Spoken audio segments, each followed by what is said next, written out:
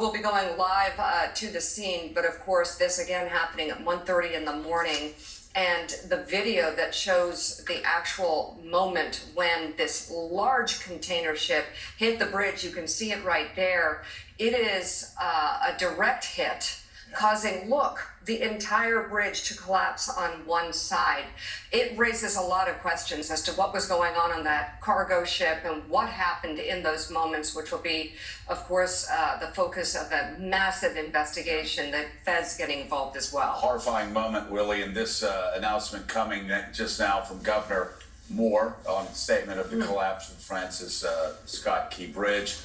My office is in close communication with the U.S. Transportation Secretary Pete Buttigieg. I've declared a state of emergency here in Maryland, and we are working with an interagency team to quickly deploy federal resources from the Biden administration. We're thankful for the brave men and women carrying out efforts to rescue those and pray for everyone's safety. Obviously, really, there's a bridge that anybody that's driven up and down the East Coast corridor is keenly aware of, and a bridge that really is a lifeline for Baltimore residents and people across the East Coast.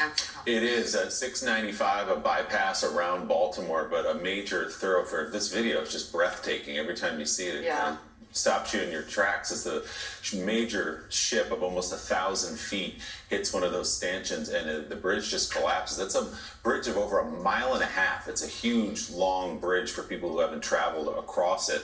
And obviously, as Mika said, a very critical port to the United States, but a major roadway. But right now, the concern is over people in the water. The first Baltimore Fire Department is accounted for according to Coast Guard on deck. Do we know if any of the crew members were part of these at least 7 people that may have been in the water? We do not.